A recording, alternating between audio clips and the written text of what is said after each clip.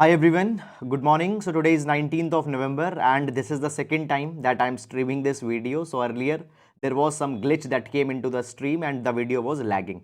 So let's again do the newspaper overview and the discussion. Let's start it for the second time. Meanwhile guys, please do like the video. Please do like the video. Okay. Now I hope that the video and the audio everything is clear. Now so let's start with the video, and before that I would like to tell you, if you are new here, you can download the explainer PDF, and this explainer PDF contains the notes of all the articles that we have discussed, and in the last the mains practice question has also been given. Now before starting up, let's take the overview of the entire newspaper and let's understand that which articles are actually important for the today's newspaper. Now the first article talks about that some countries support the terror as a policy, Prime Minister. Now this particular article is talking about the no money for terror conference that has been organized. Then after that, a draft digital data protection bill has been introduced. So we'll see that what are the key takeaways, and then there are the political articles that are not very much important. So moving on guys, in this particular direction, here in the regional section, India's first private rocket has lifted off from the ISRO. We'll see this article. Then coming to the editorial page, the governor is under the constitution. So this article is talking about the scope of the power of the governors as mentioned by the Constitution of India. We'll take this article. Then yes, the Indian Air Force needs a new doctrine. We'll see this particular article as what the article is talking about. Then malady and remedy, holding back names is not right response to flaws in the collegium system. So guys, we have seen this particular article multiple number of times.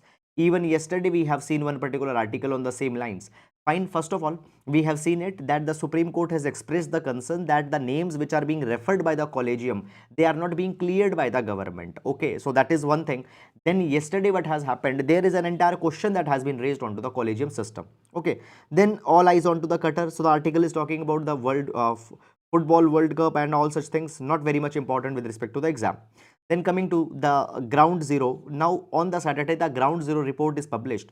In this particular ground zero report, they just gives the personal accounts on certain issues. So here the article is talking about that in the private school, the air purifiers have been deployed. Okay, and they are charging a very hefty fees, but into the government schools there are no such kind of a things.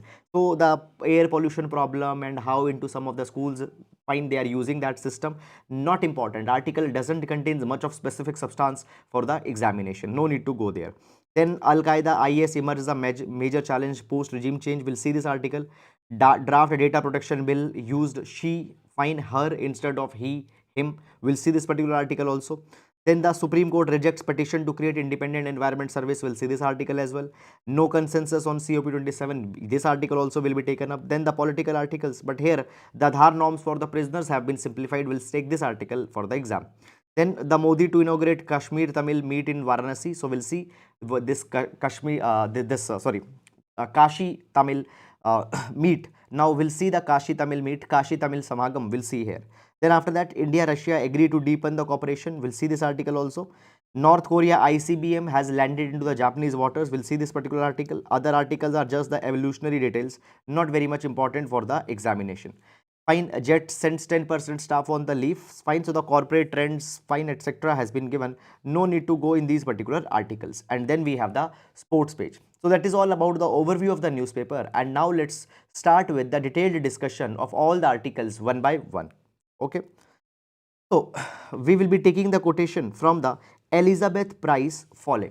Elizabeth Price Foley says this thing, that federalism isn't about the state's right. It's about dividing power to better protect the individual liberty.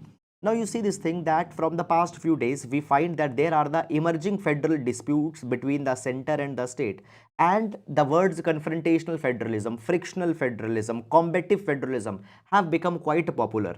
Now when we talk about federalism, often there is a dispute between the center and the state where both want to have the supreme power, but many number of times they fail to understand that this division of power is only to protect the individual liberty. This division is power only to protect the individual freedom or to give the best of the best enabling conditions for the individuals and the citizens. They forget and just it becomes the power tussle. So the real nature of the federalism is to be understood by the governments. This particular idea guys can be used very effectively in the GS paper number 2, issues related to the polity and governance. Issues related to the polity and governance. So that is all about the quotation, and now let's take the first article. So the first article, guys, here I have clubbed actually the two articles from the Hindu newspaper. Fine, up from the page number 1, fine, and from the page number 8, two articles have been taken. Now both these articles are talking about the digital data protection bill that has been tabled. Okay, now we'll be understanding this particular article, and it is going to be very important for GS paper number 2. GS paper number 2, right to privacy.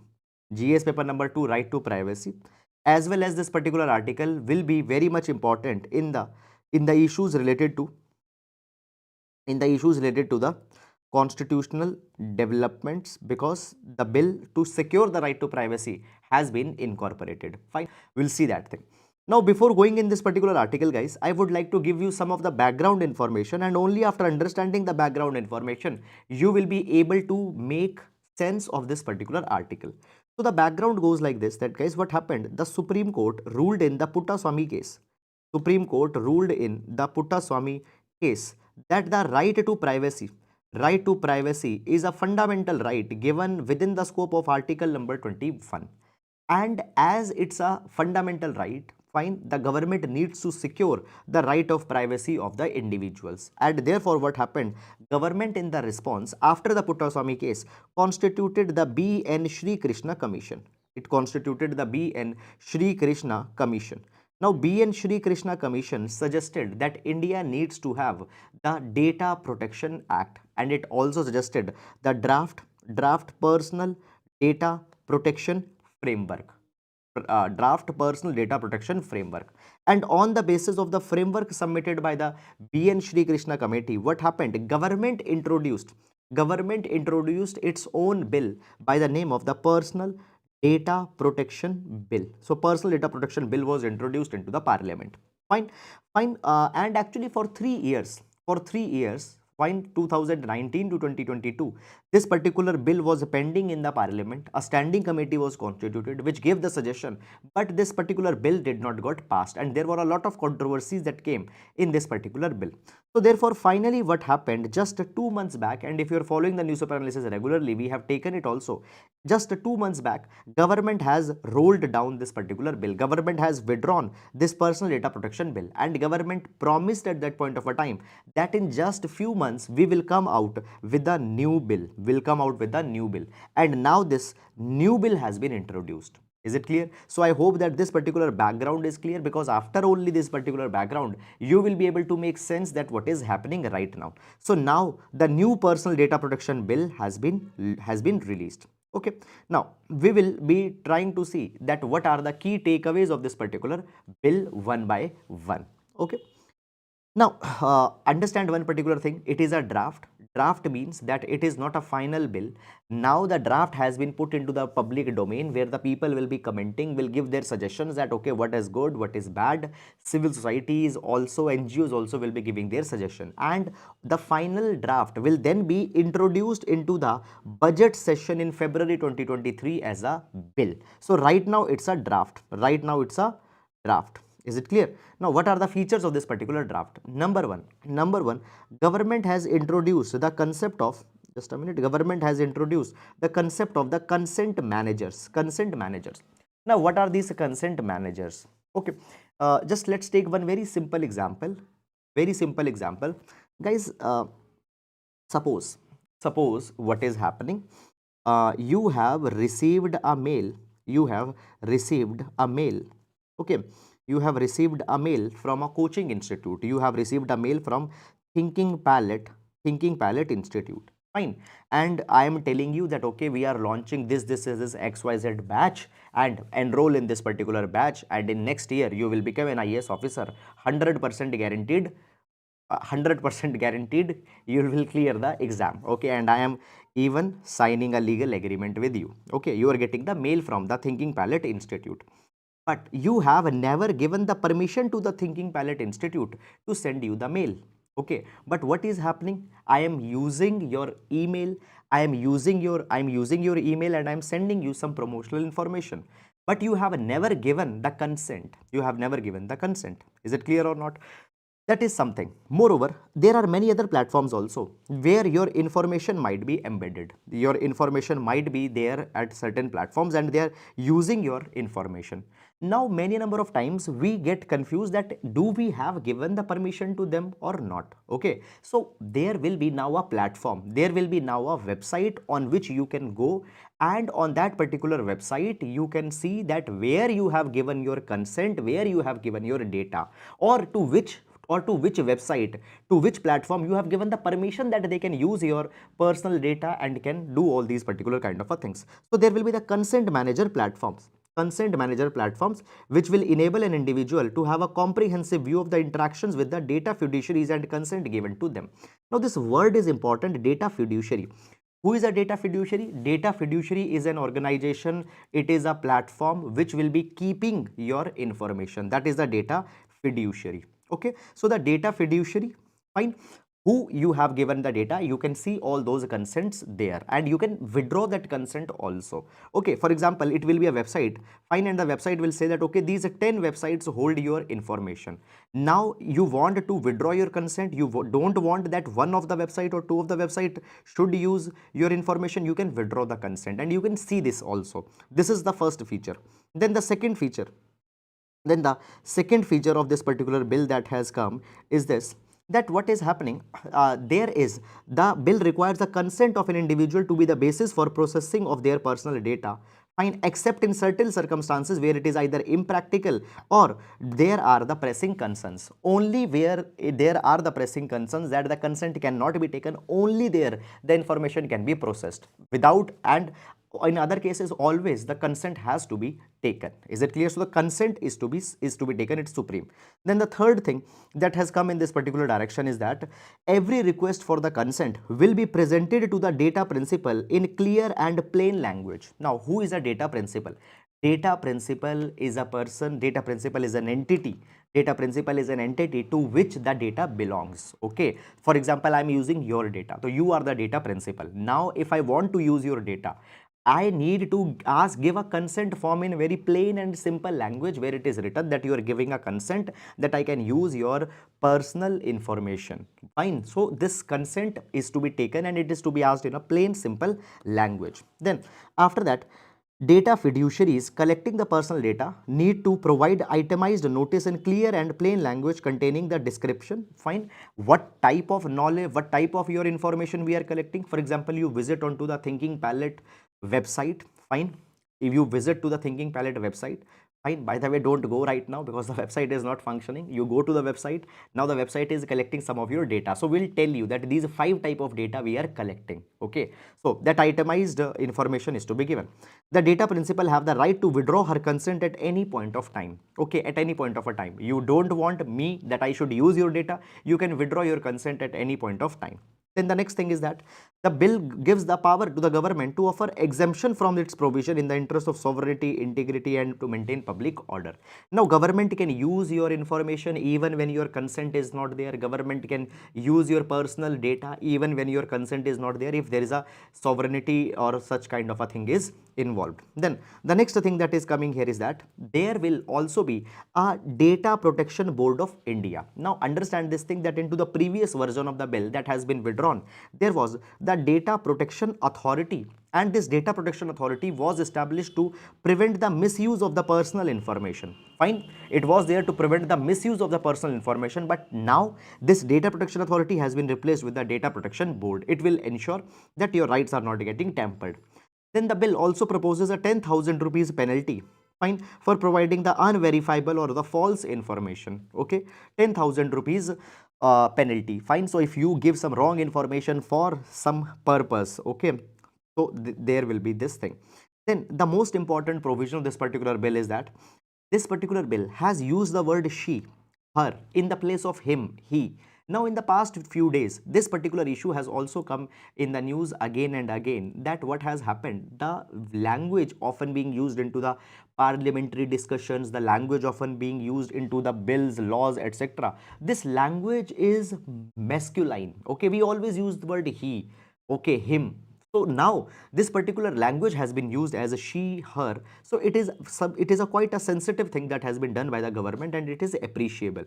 Moreover, government has also provided this particular thing. Now guys, just I want to use, I'm getting just a quotation of Napoleon Bonaparte. I read somewhere Napoleon Bonaparte once upon a time said this thing, that a law of a nation needs to be concise enough that it can fit in the pocket, and it should be lucid enough that even a common man can understand. That should be a ideal law as per the Napoleon Bonaparte. Now the government is also following that particular line, and government had provided that now all the bills that are being drafted, they are being drafted into the plain and simple language. Okay, if you guys go and read any kind of a gazette document or any bill as it has been passed by the parliament, you will find that there are many of the legal jargons, many of the technical jargons that are there, and a common man is not able to understand. So now the bills will be presented into the plain and the simple language, and this particular thing has been started by the introduction of Indian Telecommunication Act 2022. So Indian Telecommunication Act 2022 was drafted in plain language, and now the government has started a new the government's attack. The government is coming out with this explanatory note that the comprehensibility of law for citizen is a desirable goal. Comprehensibility of law for citizen is a desirable goal. Common man should be able to understand that. This is something that has come out here. So that is all guys about it. I hope that you have understood this article, and now we'll be moving to the next article. Now, here we have clubbed the three articles. Some countries support terror as a policy, Modi. India, Russia agreed to deepen cooperation on counter-terrorism at UN, and Al-Qaeda IAS emerged as major challenge post-regime change. Now, all these particular articles are dealing with the dimension of terrorism. So, this particular thing we'll see with respect to the GS paper number 3, issues of terrorism. Issues of terrorism. Now, let's start with the article, but before that, I will be telling you some of the background and some of the context, and then we'll be able to make more sense of this particular article. So guys, right now, India is hosting the No Money for Terror conference. No Money for Terror conference. In this particular conference, we are discussing that how the terror funding, how the terror financing can be restricted, because the terror funding and terror financing is giving, basically it is indirectly responsible for the spread of terrorism. And recently the Minister of External Affairs provided very clearly that terrorism is the gravest threat that the humanity is facing. Now in this No Money for Terror conference, which is right now going on, okay, it has been attended by 72 countries, and even the multilateral bodies such as the Interpol, it is also attending it. Now the Prime Minister had made an indirect reference to the Pakistan and China. The Prime Minister of India, the Prime Minister had said this thing, that there are certain countries which are offering the political, ideological, financial support to the terror groups, and sometimes they are even blocking the actions and the attempts against the terrorism. Now, why this particular thing has been said? So guys, recently what had happened, India in the United Nations Security Council, actually India and USA both had proposed that certain terrorist organizations, and one of the commander of a terrorist organization should be declared as the international terrorist of global concern. Okay, so that particular proposal was moved in the UNSC by the India and USA, but there China had used their veto power and blocked that particular designation. Is it clear or not? That is something that has been done. Moreover, if we see the countries such as the Pakistan have been a state which has exported terrorism in India for quite a long time. Now, first of all, why Pakistan exports the terrorism in India? Because guys, see, many number of times states, they support the non-state actors to destabilize the other country, because this is something that they cannot do on see, sometimes certain things you cannot do overtly. Sometimes some things you cannot do. So therefore, these particular things are used. Non-state actors are used. Okay, so this is something that is happening. Moreover, the Prime Minister also said that international organization should not think that the absence of war is peace. Absence of war is not peace. Sometimes the silent wars are being fought. Sometimes the hidden wars are being fought. For example, Pakistan, many a times Pakistan and the China has worked against the Indian interest. Okay, though it is not a very clear war, but again they are trying to undermine the Indian sovereignty. This is something that is happening. Now, Prime Minister has asked the countries that we need to jointly address the problem of radicalization, extremism, and anyone who is giving support to the radicalization should be penalized. Proxy wars are also dangerous and violent. Now, proxy wars, what are the proxy wars? Proxy wars are, guys, basically where the two countries are fighting a war or two entities are fighting a war, but directly they are not involved into the fight. They are fighting behind another cause. Is it clear or not? So that is a kind of a proxy war. Fine. For example, if we talk about the Vietnam War, okay. So Vietnam War was actually a proxy war between the USA and the USSR. So the proxy wars are being fought. Fine. And in these proxy wars, there are the terrorism also that is playing an important role. Now, the Prime Minister has also said that the organizations and individuals should not create any sympathy for the terrorist. Okay. Many number of times the terrorist claims are justified by many of the actors. That cannot be done. That cannot be done. Now, after that, moving on in this particular direction, guys, the next article, that is the article is also talking about that the financing of terrorism is actually more dangerous than terrorism itself, because the means and the methods are something which nurture the terrorism. Okay, so the means, the funding is a means, and this particular means is nurturing the terrorism, so that funding is equally disturbing. Now, Financial Action Task Force particularly is an agency which aims to reduce the funding for the terrorist organizations. Okay, but and FATF has also put the Pakistan onto the grey list, but now the Pakistan has been removed. Okay, now the terrorist groups are also becoming more and more sophisticated. For example, the Minister of Home Affairs had said that now the transformation of terrorism is happening. Now they are using the nuances of the modern weapons, they are using the IT, they are using the cyber and financial space, and it has been provided that terrorism has reached from dynamite to metaverse. For example, terrorists, they are earlier they were just dependent on AK-47. Now they are using the virtual assets such as the cryptocurrencies for their financing needs. So they are becoming more and more sophisticated. They are using the sophisticated channels of the cyber security and all such kind of a thing. And here we need to make sure that in a combined sense, all the world countries are working against the terrorism. Moreover, on the sidelines, what had happened, India is also cooperating with the Russia against the matter of terrorism. And now you see this thing, I told you that India is already the member of the UNSC right now, the non-permanent member of UNSC, and India will become the president in the UNSC in the month of December. So before India becomes the UNSC president, fine, India and Russia had agreed to deepen the cooperation on counter-terrorism issues, and they will enhance the bilateral coordination at the United Nations. Is it clear? That is something that has come, said we are increasing the cooperation with the Russia. Now, just one thing I want to tell you, guys, just a couple of days back, again, there was a resolution that was moved in the United Nations against the Russia. India abstained on that particular thing. Now, you see this particular thing from here, just one dimension we will be adding. Now, when we talk about India, or first of all, when we talk about the present times, so there is one that is the USA camp, and other is the China and Russia camp that is emerging. Now, when we talk about India, India is cooperating with the USA under the platform such as the Quadrilateral Security Dialogue. But at the same time, India also needs Russia, and with the Russia, there are the multiple agreements that we are doing. You know that we are procuring from the Russia S-400 defense system. Moreover, we also have started the rupee ruble trade arrangement with the Russia, where the imports that are coming from the Russia, we will be making the payment into the rupee. That is something that had happened. If you are following it regularly, just 2 days back we have discussed it also in the detail. So there is a rupee ruble arrangement that is going on. Now the defense cooperation is being brought, fine, and here the bilateral coordination will also be done between the India and the USSR. So India is trying to balance both of the camps at the same time.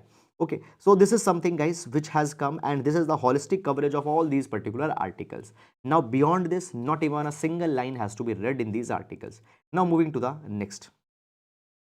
With no consensus yet, COP27 extends by a day. Fine, this particular article will be important for the GS paper number 3.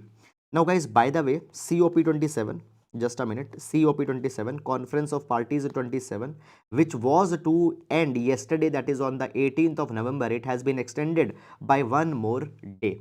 Now, understand this thing, that once this particular COP27 will be over, we will take I will try to make a detailed video, and in that video I'll try to cover all the things that have been covered in the COP27. Is it clear? All the things that have been covered into the COP27, we'll try to make it. But now, first of all, let's understand that why this COP27 has been extended. So right now, the COP27, just a minute, COP, it stands for the Conference of Parties. Conference of Parties. Now, which parties? The parties who are in the UNFCCC, United Nations Framework Convention on Climate Change. So, UNFCCC, United Nations Framework Convention on Climate Change. Fine. The parties to this convention, they meet every year, and their meeting is called as the Conference of Parties. Right now, the Conference of Parties 27 is going on in the Egypt. Last year, the Conference of Parties 26 was held into the Glasgow. Now, this particular conference has been extended by one day. Why? Because the countries were not able to finalize they were not able to finalize the consensus document. Now, you see this thing, that whenever a meet, whenever such kind of a conferences are held, after their negotiations, there is a consensus document that is released, which will be giving that, okay, these are the 10 things or 5 things on which we have agreed on. In the G20 also, the recent meet that has happened into the Bali, there also the consensus document was released. Now, the consensus document of the COP was to be released yesterday, but what has happened, the countries were not able to finalize it by that time. So therefore, for one day, that extension has been given. Now guys, there is a 10-page document that is being finalized, and this particular document contains some of the important principles. I'll tell you one by one. Number one, this document is providing that we need to reaffirm to the agreements of the commitments of the Paris Agreement. Now, the Paris Agreement of 2015, the Paris Agreement provided that we will try to make an effort that the temperature rise should not go beyond 2 degree, and if possible 1.5 degree, we need to restrict it. Fine. So temperature rise, we need to restrict it to 2 degree, and if possible, that will be very good if we restrict it to 1.5 degree. So all the countries will be reaffirming on that. Then the second thing that has been provided is that there is an immediate, deep and sustained reduction in the global greenhouse gas emission that is needed. Immediate reduction is to be carried, and here more is to be done by the developed countries, and as a whole it has been provided that the entire world should become the carbon neutral before 2050. Then after that, it has been provided that the countries need to accelerate the clean energy transition. Okay, and then there needs to be the phase down of the coal, and phase out of the inefficient fuel subsidies. Now you see this particular thing, clean energy transitions. Now, suppose today we are deriving our electricity from the burning of the coal. Now, the coal is a carbon intensive fossil fuel. So we cannot directly switch from coal to the solar power. Find the entire capacity, entire country's energy capacity cannot be switched from coal to the solar energy. In between, there are some transitions that are to be done. Okay, for example, what Europe is doing. Europe uses a lot of coal for their electricity generation, but from coal, they are turning to the natural gas, and from natural gas, they are going to the renewable sources of energy. So basically, clean energy transitions, they are to be started and they are to be carried. Fine. Moreover, we need to phase down the coal use. Now, in COP27, actually this controversy started. COP27 used the word phase out coal. Phase out coal. India had a problem with that. Why? Because guys, even today, 51.5% of electricity in India, it is generated by burning of the coal, and therefore we are too much dependent onto the coal. Moreover, India is a developing country. India's per capita emissions are one of the lowest. So it was said that India cannot go for complete phase out of the coal. We said that the word phase down, that reduce, not out, phase down is to be used. Okay, so that particular word got added into the consensus document of last year, and from there this year also the word phase down for the coal use has been used, and phase out word means completely removed the inefficient fuel subsidies. Okay, for example, guys, let's say that the government is giving the subsidy on using the kerosene. The government is giving subsidy on using the diesel. So wherever these inefficient fuel subsidies are there, it should be reduced down. Okay, that is provided. Moreover, India has also provided this particular thing, that the adaptation finance by 2025 is to be provided. Now, guys, understand this thing. By in 2009, it was provided that the developed country will give $100 billion per year. Will give $100 billion per year to the developing countries. Now, this $100 billion were to be used for the green technologies. It was used to the mitigation, and it was also to be used for the adaptation. Okay, adaptation, that how you will adapt, okay, to the climate change that is happening. So by 2025, separately $40 billion is to be given only for the adaptation to the countries. Now, by this particular adaptation fund, the developing countries will protect the most vulnerable people. Fine, they will build the defense against the future climate threats. So that is something that is to be provided. So these are the major takeaways from this consensus document, but it did not got completely finalized. It was not completely signed by all the countries. So therefore, 1 day extension has been given. So that is all about it. And now we'll move to the next article.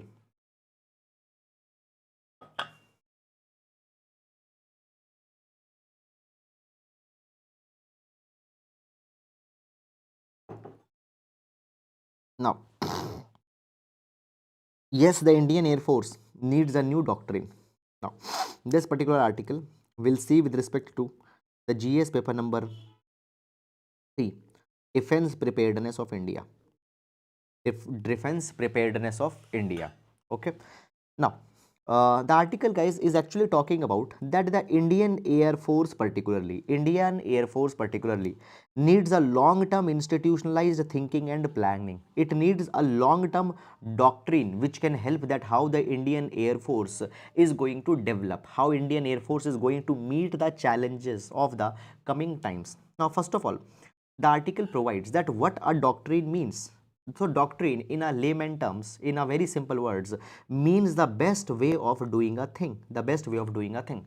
So Indian Air Force doctrine simply means that how Indian Air Force will be bringing the operational efficiencies, how the Indian Air Force will be responding in the times of crisis, how Indian Air Force will modernize itself. So all these things, the best of the best case studies that are there, by that there will be the doctrine that will be developed, and it will become the doctrine for India's air forces. It has been provided that whenever we make a doctrine for any particular actor, it is made on the basis of inputs that are received from many of the actors, then from the past, from the past experience, from the present capability, the capacity of the technological research, development, manufacturing, human resource availability. On all these particular bases, we will be making a kind of a doctrine. Find past experiences, present capabilities, technologies that are available, all they will be used. Now, understand this thing. Since 2020, India has given the motto of the Atmanirbharta. Now, we are becoming Atmanirbhar in most of the things.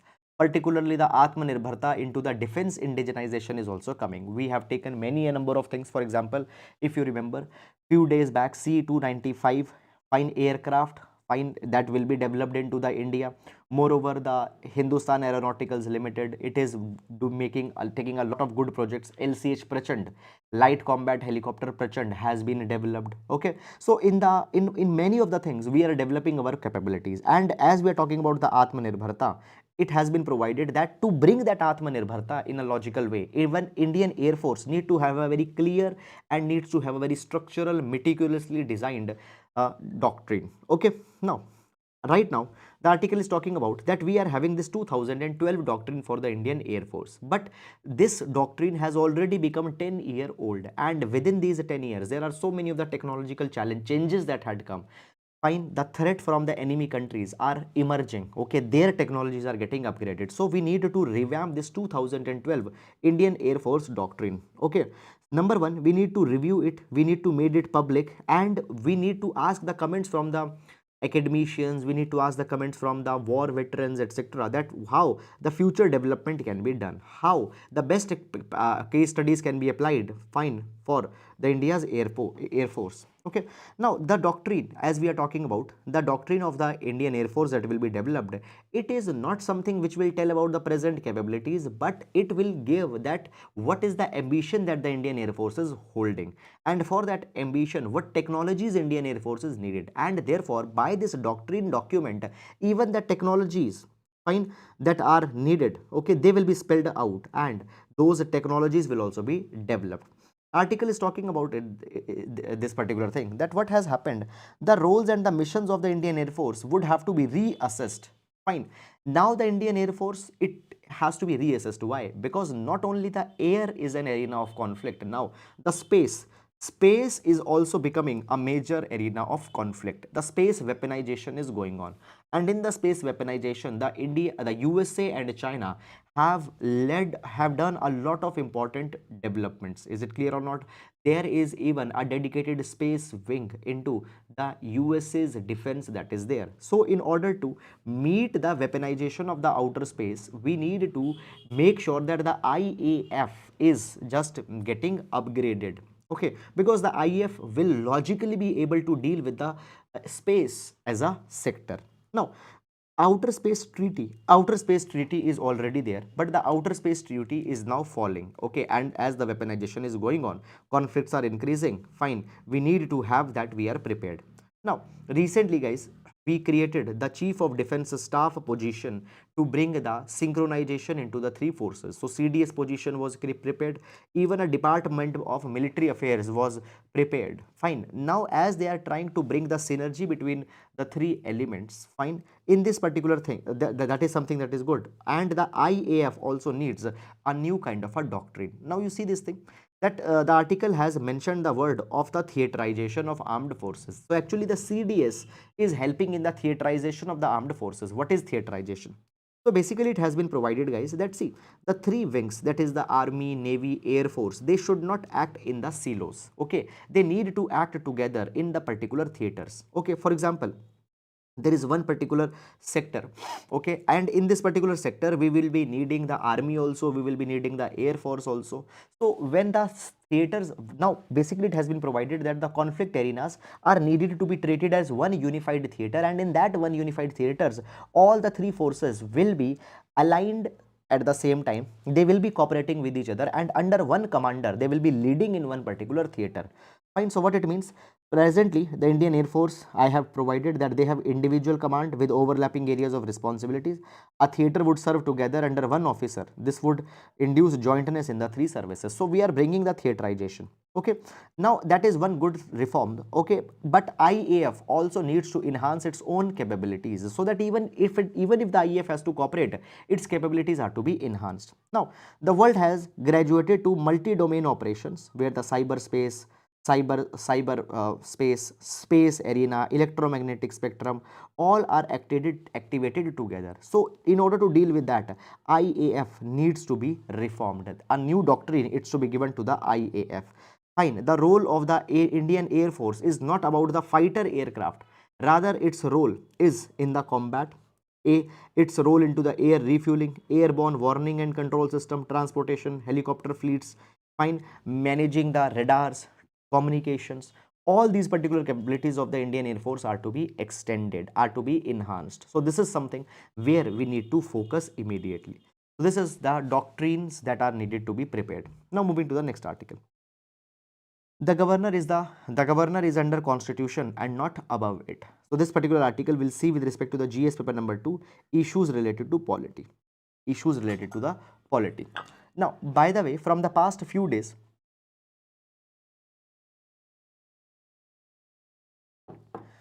the office of the governor has come repeatedly in the news. And as the office of the governor has come in the news, so article is talking about the constitutional dimensions associated with the office of governor. Now you see this particular thing, that governor is becoming a kind of a bone of contention between the elected government of a state and between the central government. Now the article is talking that when we talk about the conduct of the governors in some of our states, it has made complete mockery of the constitution and its limitations. Now, first of all, there is the Article 153 that has been mentioned. Article 153. So, Article 153 provides that there will be a governor for each state. And Article 154 provides that the executive power of the state shall be vested in the governor. So, Article 153 and 154 we got. So, by this particular thing, governor often assumes himself or herself to be supreme, because the executive power of a state is vested into the name of governor. But then there is one more article, that is Article 163.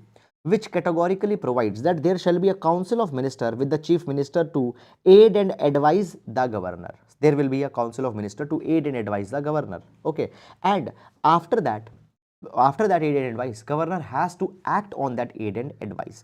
So the article is talking about that the executive power of the state is to be vested into the name of governor, but here governor will hold only a ceremonial role. Now, the Supreme Court judgment, and by the way, this particular judgment we have read multiple number of times earlier also.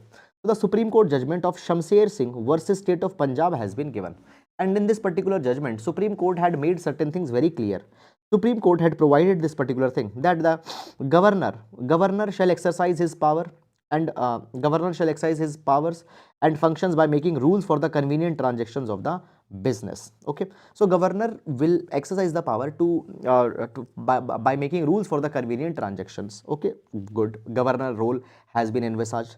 Then secondly, the Supreme Court provided that wherever the satisfaction of the president or the satisfaction of the governor is required, then the satisfaction will be under the constitutional sense, that is the satisfaction under the cabinet system of the government. What it means? Now you see this thing, I have deliberately picked these particular lines from the article to show that how sometimes the articles are written in very complicated and very legal kind of language.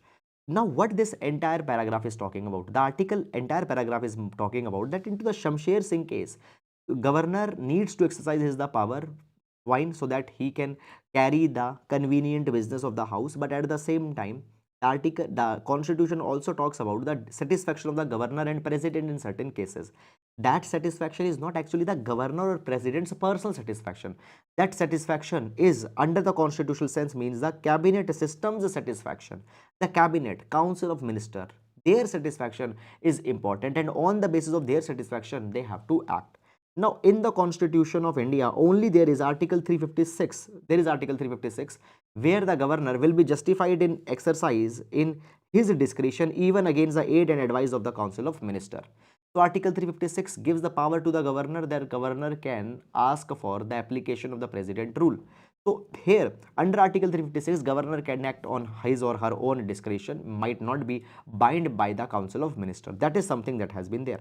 Now the article is talking about that the constitution doesn't never aimed to provide a parallel administration.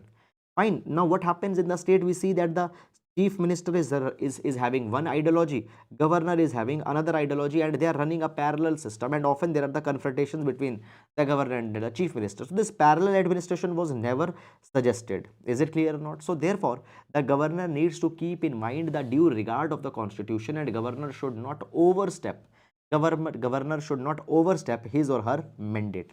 Currently, the governor has no power to interfere with the administration in day-to-day affairs. Now, this is something which Supreme Court made very clear in the case of between the case of the uh, central government and Delhi government. Okay, lieutenant as well as the Delhi government, it has been provided. So, moreover, here we find this particular thing that into the opposition rule stand, there is a disregard by governor for the constitution. So, this disregard should not happen.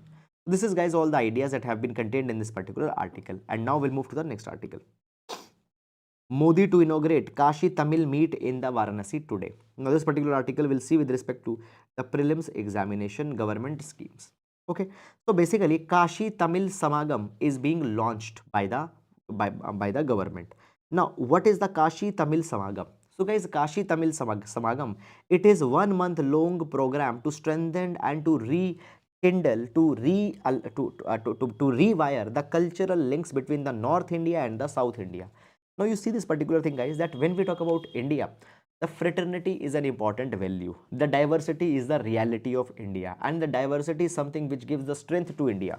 But many times this diversity also becomes a ground for difference. Clear? So therefore, we need to understand that this differences, we need to make sure that this differences should be small and fraternity should be big. Diversity is there and we need to celebrate that diversity. And how we'll celebrate diversity? Only when we will be able to know each other's culture. So therefore, to know the culture of North by the South and to know the culture of South by the North, this Kashi Tamil Samagam scheme has been launched. Under this particular program, what will happen? There will be a 30-day event. Okay, There will be the 30-day event which will aim at rediscovering the centuries old bond of knowledge and ancient civilization link between the north and the south. Fine. The north, people from the north, they will be getting a glimpse of the Dravidian culture, and they will be getting a glimpse of the Dravidian cuisine, music of Tamil Nadu, and the people of south will be getting a glimpse of the North India. That is something that is to be done. Now, under this particular thing, what will be happening? There will be a group of 2,500 people that will be divided in 12 groups, and they will be traveling to Varanasi by the train. So, people from the uh, Tamil Nadu, they will be coming to the Kashi, they will be coming to the Varanasi, and people from the north, from the Kashi, Varanasi, they will be going to the Chennai, Tamil Nadu, Chennai, Rameshwaram, Coimbatore, all these places they will be going on. Now, this particular program, guys, is the part of the Ek Bharat Shresth Bharat, and this is something which aims to revive the cultural links between the north and the south. So this is something that we are trying to bring. Now, guys, these kind of initiatives are important because many times the regional consciousness, it becomes emergent, and there it impacts the fraternity as a value. So therefore, these kind of exercises are important in that particular direction. That's all. Now we'll be moving to the next article. Aadhar norms for prisoners simplified. Home Ministry calls for a camps at the prisons for enrollment or update. Now, guys, understand this thing. When we talk about the Aadhar, we know this thing that the Aadhar is just being envisaged as a common identity card. And the Aadhar is being used for many of the services, for the identification, for the beneficiary management. The Aadhar card is being used. But what about the Aadhar card of the people who are in jail, the people who are in the prison? So therefore, now the Home Ministry had provided that even in the people who are into the jail, they will be getting the Aadhar card. So basically, what has happened? What has happened?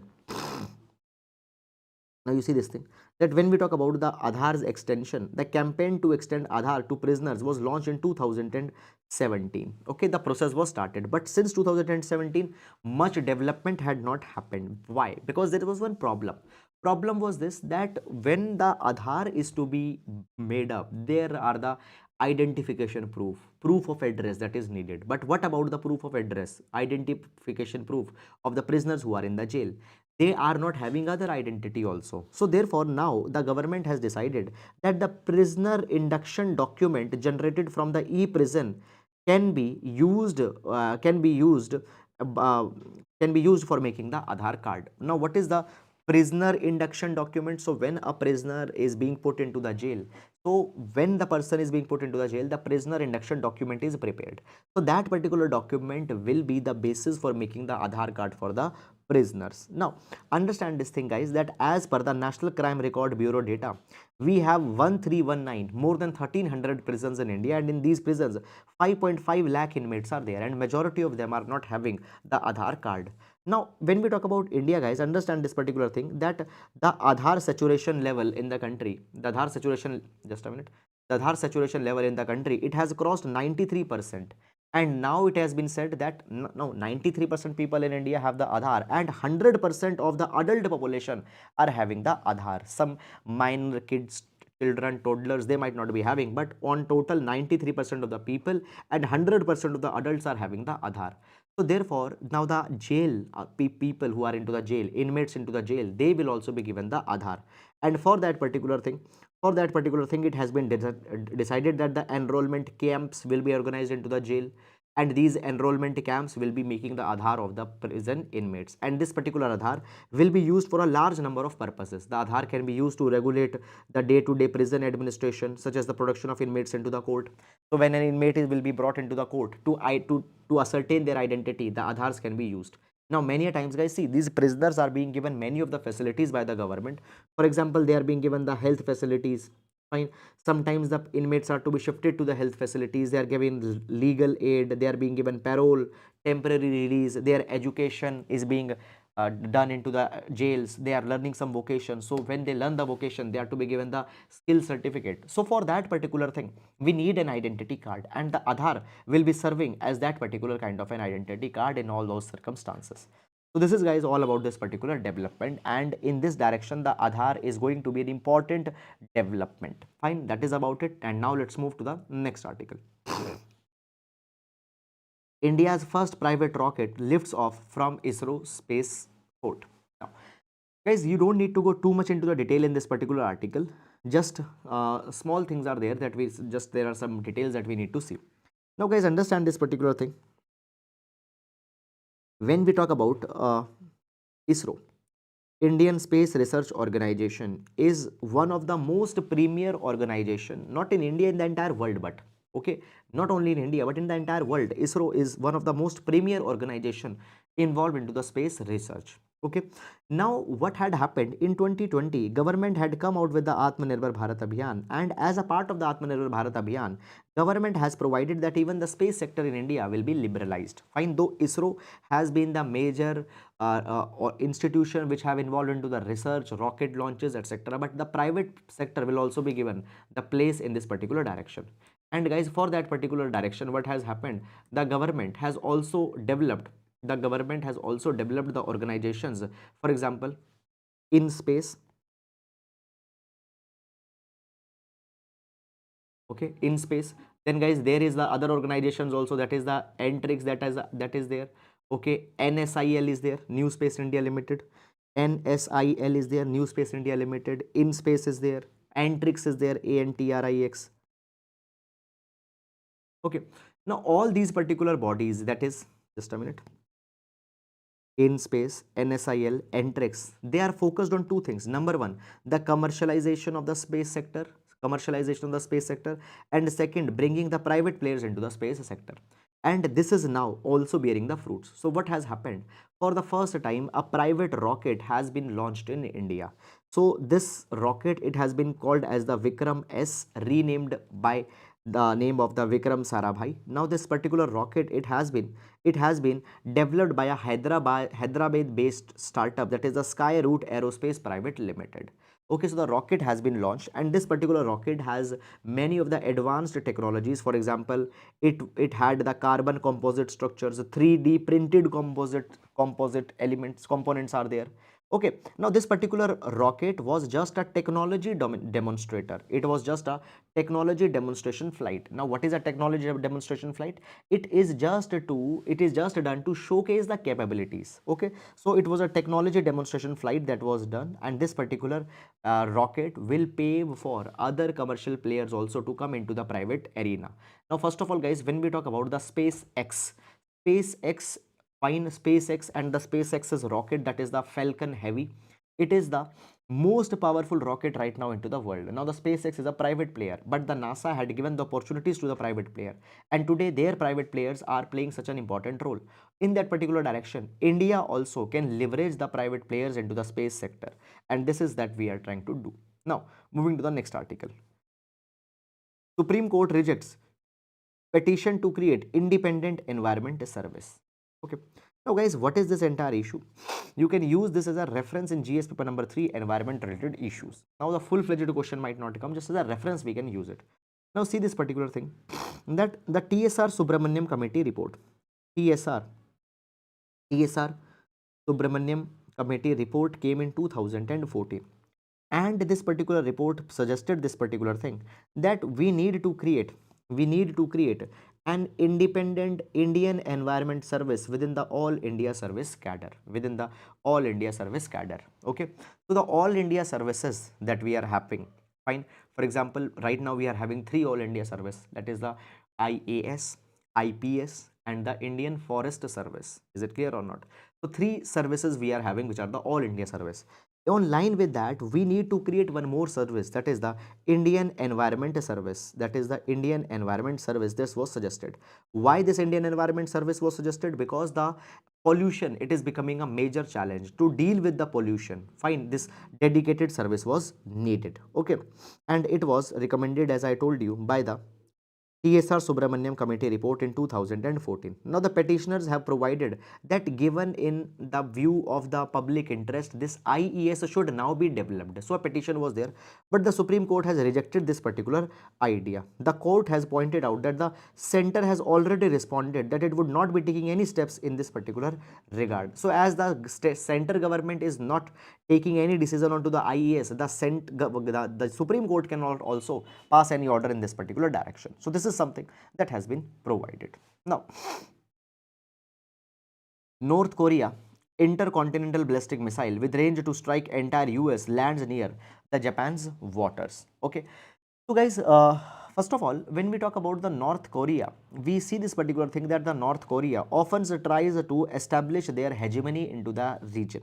Recently, guys, I have shared one video also where we have seen that the North Korea, which has fired the missiles, which has crossed the northern limit line. Okay, now when we talk about the North Korea, guys, North Korea often does these missile tests. Okay, and what has happened now? Now the North Korea has carried a missile test. It is an intercontinental ballistic missile, and this particular missile has just launched into the exclusive economic zone of the Japan. Exclusive economic zone of the Japan. Okay. Now, because of this particular thing, what has happened? What is happening? The confrontations between the North Korea and the Japan are increasing. Now, the North Korea had fired this intercontinental ballistic missile, which landed near the Japanese water, and it is a second major weapon test within this particular month that has been done by the North Korea. The missile that has been launched, it was not carrying the nuclear warhead, and US is now investigating that are they having some fully functional nuclear capable missiles also or not. Now this particular matter is just being investigated. Now guys, you see this particular thing, you should not go that okay fine, what is the speed of the missile, at how many kilometers it has landed, and also tiny details are not very much important. So just for the basic awareness, you need to see this particular kind of an article. And guys, understand this thing, that always understand that what articles you need to go too much into the detail and not, that is something important. Fine. For example, South Korea, North Korea recent issue that happened, okay, that was important because the point of view that basically it was nothing but an extension of the China USA confrontation that is going on. Fine. Now moving to the next mains practice question for the today. The mains practice question for the today, it is about the terrorism, GS paper number 3. GS paper number 3, it is a 10 marker question. Question reads that only a unified zero tolerance approach can defeat the terrorism comment. Okay, so please try to write an answer on this particular line. So that is all guys about the today. I hope that you have understood the video, and that is all for the today's newspaper analysis. Now guys, we'll be meeting on Monday. Till then, please take care of yourselves, and if you're liking the video guys, please do hit the like button. Okay, please do hit the like button, and if you're liking the video too much, then you can hit the like button and can also leave your lovely comments as you do. So that is all for today guys. Now we'll be meeting again on Monday. Till then, please take care of yourselves. Thank you so much.